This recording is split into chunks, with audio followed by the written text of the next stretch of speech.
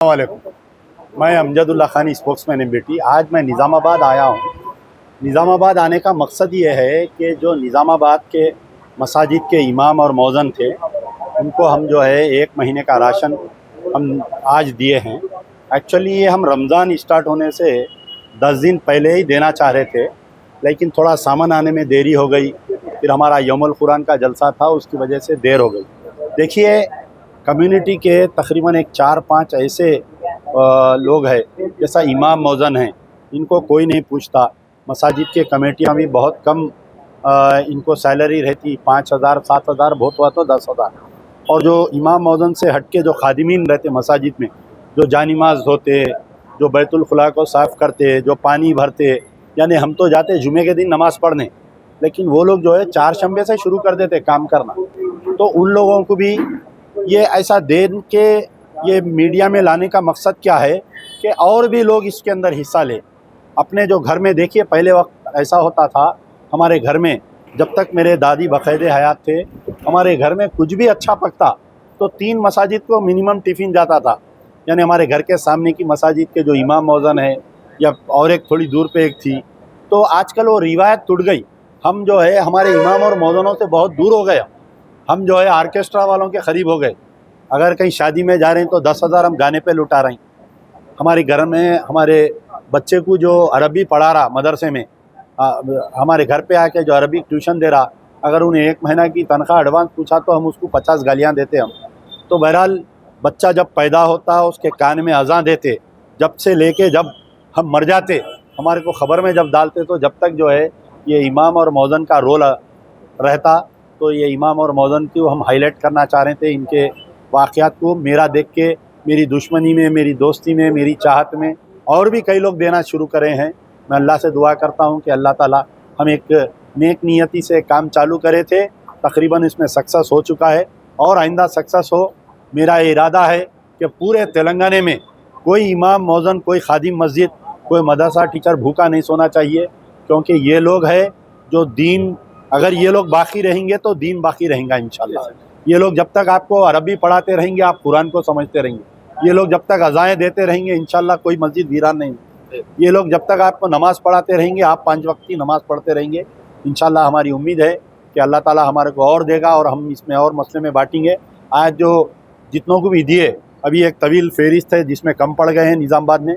मैं फिर कोशिश करूँगा रमज़ान के करीब में भिजाने की, हो सकता है रमज़ान के बाद में भी हम भेजेंगे उनको। शुक्रिया। आप रमज़ान के अरेंजमेंट के बारे में बोल रहे हैं कि रमज़ान का जो मीटिंग होती थी, चंद्रबाबू नायडू जब चीफ मिनिस्टर था, रमज़ान चालू होने से 1.5 महीना पहले बाज़ाब्ता चीफ मिनिस्टर खुद एक मीटिंग करते थे, कंडक्ट करते थे, करके मुस्लिम एमएलएस को फ्रॉम ऑल पार्टीज़, फिर सारे डिस्ट्रिक्ट के कलेक्टर्स को, एसपीज़ को, कमिश्नर्स को, ऑल एचओडीज़, वाटर वर्क्स का एमडी, बल्दिया का कमिश्नर और आपके टीएसएसपीडीसीएल, एपी सीपीडीसीएल, तो पूरे all head of the departments को बुला के रमज़ान के इंतज़ामात के बारे में बातचीत होती थी और एक बजट सैंक्शन होता था, और रमज़ान से पहले ख़त्म हो जाता था।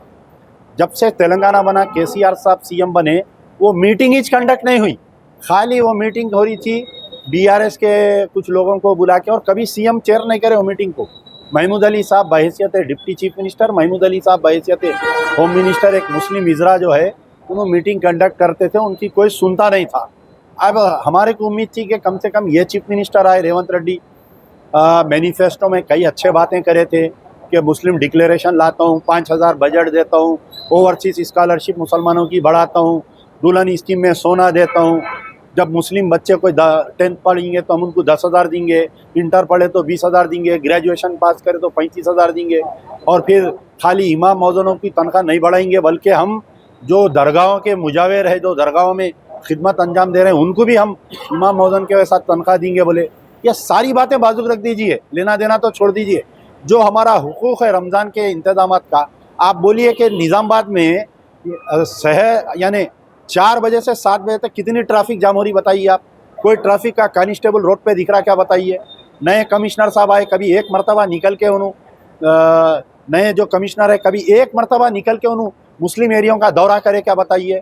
क्या एयर कंडीशन में बैठ के ठंडी हवा खाने की सरकार उनको तनख्वाह दे रही क्या बताइए आप। क्या कलेक्टर निज़ामाबाद निकल के कोई मसाजिद का, कोई ईदगाह का दौरा करे क्या बताइए। एक मोहम्मद अली शबीर साहब आए, देख लिए तीनों ईदगाहों को, चले गए, ख़त्म। और ख़ुद मोहम्मद अली शबीर के दौरे में ईदगाह कमेटी वाले बोल रहे हैं हम हमारे जेब के पैसों से हम काम करवा लिए। ये कितनी शर्मिंदगी की बात है, बोलिए आप। सरकारें कह के लिए क्या खाली गणेश, होली, आपके बतकम्मा, रामनवमी, हनुमान जयंती के वास्ते है, रमज़ान के वास्ते नहीं है, बकरीद के वास्ते नहीं है क्या बताइए। अब रमज़ान ख़त्म हो जाता, अब जुल्म सितम फिर शुरू हो जाता जानवरा पकड़ने का। क्या किसी में हिम्मत है जाके चीफ मिनिस्टर के आंख में आंख डाल के बात कर सकता, बताइए आप। मुस्लिम लीडरा जो है दल्लाला हो गए पूरे, कोई जाके चीफ मिनिस्टर की आंख में आंख डाल के नहीं बात कर रहा।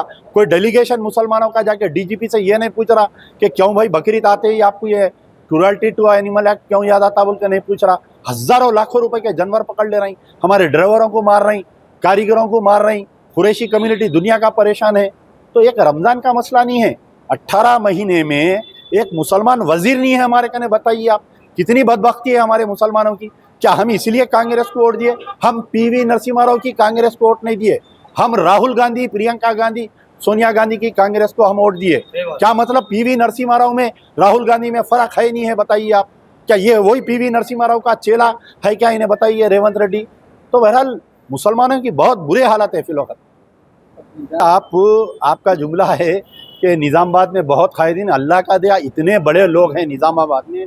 कई लोग खारे खैर का भी काम करते हैं निज़ामाबाद में। रमज़ान में आप जब घूमेंगे तो हर घर के बाहर आपको एक मजमा दिखेगा, बुरखापोश ख़वातीन दिखेंगे, लेकिन पर्टिकुलरली इमाम और मौज़न को देना बोल के बहुत कम लोगों की सोच।